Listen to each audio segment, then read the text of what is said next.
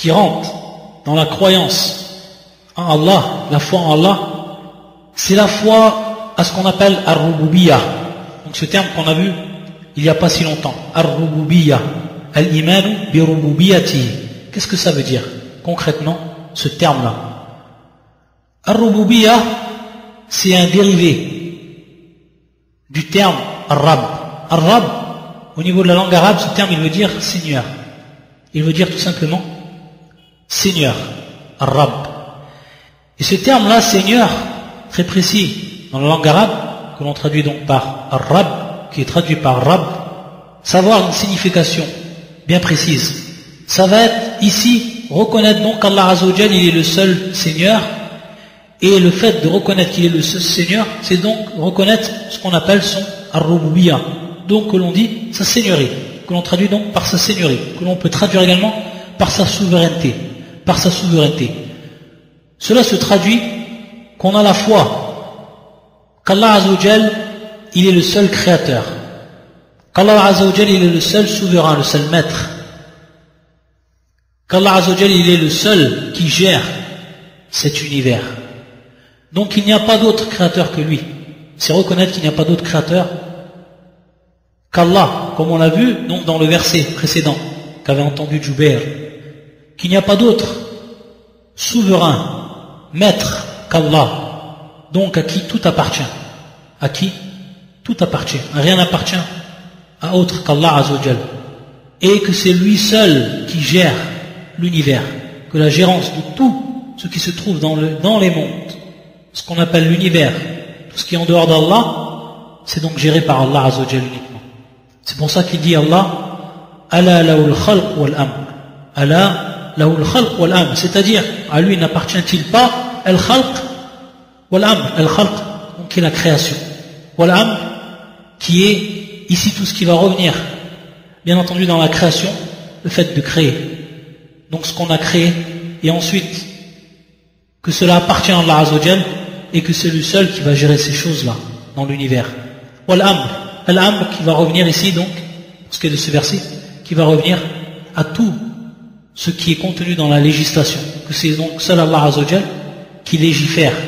Donc ici, ça revient à la législation religieuse. Donc al-khalq, qui est la création, ala lahul khalq wal amr, et la législation.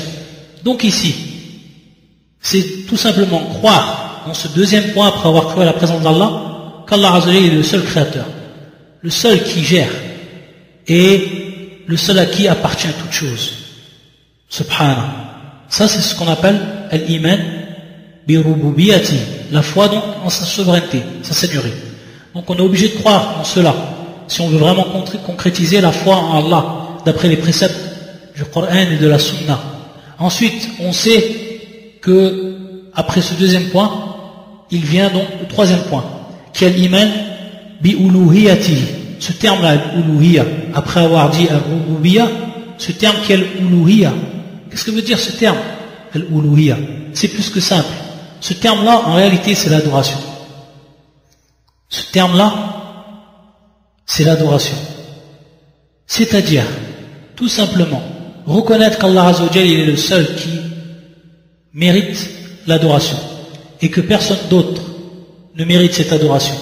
Donc on doit lui vouer un culte exclusif. Et ça on l'a vu précédemment, on a insisté que c'est réellement le cœur de l'islam. Le cœur de l'islam, que l'islam tout entier elle repose sur ça, sur cette unicité d'Allah Azza wa Jalla dans cette adoration. Reconnaître qu'Allah il est le seul à être adoré et ne vouer aucune adoration en dehors de lui. Ça c'est l'uluhiyya. C'est pour ça qu'Allah Azza wa Jalla dit wa ilahukum ilahun wahid la ilaha illa hu ar-rahman ar-rahim. C'est-à-dire wa ilahukum ilahun wahid, votre divinité est une divinité unique. La ilaha illa hu ar-rahman ar-rahim. Il n'y a pas d'autre divinité en dehors de lui, donc méritant l'adoration, si ce n'est lui, le tout miséricordieux, le très miséricordieux. Et également il nous dit Allah Azza wa Jalla dans un autre verset du Coran, لقد أرسلنا نوحا إلى قومه فقال يا قوم اعبدوا الله ما لكم من إله غيره. Nous avons envoyé donc Noé à son peuple Noé, qui fut donc le deuxième envoyé après Adam, et dont Allah Azza wa Jalla a envoyé à son peuple, et qui leur a dit, comme a dit tous ceux qui sont venus après lui, tous ont dit la même chose. C'était une parole qui était unique pour tout le monde. Chez les envoyés, Ya qawmi a'budullaha ma lakum min ilahin ghayru. C'est-à-dire, ô mon peuple, adorez Allah, vous n'avez pas d'autre divinité à adorer en dehors de lui, subhanallah.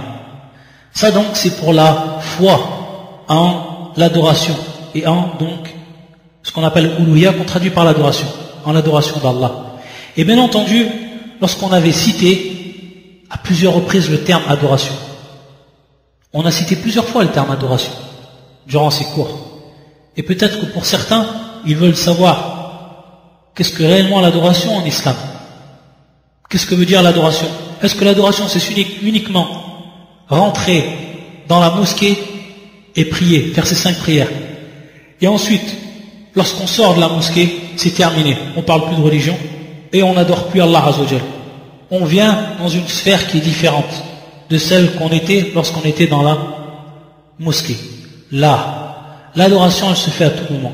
Pourquoi cela? Lorsqu'on va revoir ce que c'est l'adoration, on va tout simplement comprendre réellement le sens qu'elle prend pleinement dans le din, dans la religion. Il nous rappelle les savants que cette adoration c'est un nom. Donc ce terme adoration, c'est un terme, c'est un nom, ce terme-là, adoration, qui va englober tout ce que Allah Azza wa Jalla il aime et il agrée. Tout ce qu'Allah Azza wa Jalla il aime et il agrée. Il suffit que seule chose qu'Allah Azza wa Jalla il agrée et qu'il aime, ça fait partie de l'adoration. Et comment on va savoir qu'Allah Azza wa Jalla il aime et qu'il agrée une chose? En revenant bien entendu au Coran et en écoutant le Coran lorsqu'on va entendre ce qu'Allah il aime. Et également lorsqu'on va revenir à la sunna du prophète sallallahu alayhi wa sallam, sachant que le prophète ne faisait que ce qu'Allah il aime. Et tout ce qui nous a instruit le prophète sallallahu alayhi wa sallam à travers également ses paroles, on va savoir donc à partir d'Allah ce qu'Allah Azza wa Jalla il aime. À chaque fois qu'on va savoir une chose, Allah il aime, on sait que c'est une adoration. Et à chaque fois qu'Allah Azza wa Jalla il va nous ordonner une chose, que ce soit obligatoire ou que ce soit recommandé, de même pour ce qui est de son prophète, on va savoir que c'est également une adoration, que ça va rentrer ici dans l'adoration, parce qu'Allah Azza wa Jalla il ordonne à ses créatures que ce qu'il aime, subhanahu wa ta'ala, il leur interdit ce qu'il déteste, et dans ce qu'il aime, Allah Azza wa Jalla, il y a le bien, et dans ce qu'il déteste, il y a le mal. Et donc ici, pour ce qui est du terme adoration, tout ce qu'Allah Azza wa Jalla il aime, il agrée. Que ce soit des paroles, que ce soit des actes, que ce soit des paroles qui sont intérieures ou extérieures, que ce soit des actes qui sont intérieurs ou extérieurs. Quand on dit acte extérieur, c'est bien entendu comme les prières, comme le pèlerinage, comme le fait d'enlever ce qui obstrue le chemin des gens, etc. Tous les actes que l'on peut voir. Et également les actes intérieurs, qui sont en réalité ici des actes du cœur. Ce sont les actes du cœur. Le fait d'espérer en Allah, le fait d'avoir peur d'Allah, le fait d'aimer et de détester en Allah. Ça, c'est les actes du cœur. Ça rentre dans l'adoration également, parce qu'Allah Azza wa Jalla, il aime cela de nous. Et il nous le recommande à travers ces versets. De même, pour ce qui est des paroles, les paroles qui sont extérieures.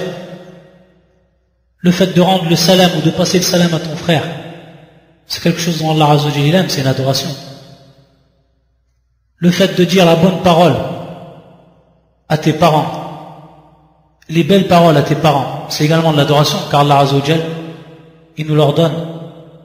Le fait également de louer Allah Azza wa Jalla, ça fait partie également de l'adoration. Pour ce qui est également des paroles intérieures, c'est comme un shahada, le fait donc de prononcer, comme on l'a vu auparavant, ce témoignage de par son cœur. Le prononcer donc de par son cœur. Donc tout cela va rentrer dans l'adoration. Donc on voit que c'est général l'adoration. L'adoration c'est pas uniquement dans une sphère, par exemple à la mosquée, après c'est terminé, ou alors uniquement ça se traduit par certains rites de l'islam qui sont connus de tout le monde et c'est terminé là. L'adoration se fait à tout moment. L'adoration se fait à tout moment, même lorsque tu vas aider ton frère qui est dans le besoin, tu es en train d'adorer Allah Azza wa Jalla. À tous nos moments elle se fait l'adoration. Mais de par cette niya, bien entendu, de par l'intention qu'on aura, le musulman, le croyant, il peut être à chaque moment de sa vie en adoration. Subhanallah. Ça c'est le bienfait de l'islam. et comme on l'a dit. Donc c'est vraiment général. Et c'est pas comme certains, que ce soit par leur ignorance ou que ce soit par le refus qu'ils veulent de l'islam, et qui nous disent que l'islam, c'est simplement dans une sphère bien précise. Et qu'en dehors, on doit oublier cela. Et qu'on doit tous être les mêmes, qu'on soit des musulmans, qu'on soit des chrétiens ou autres.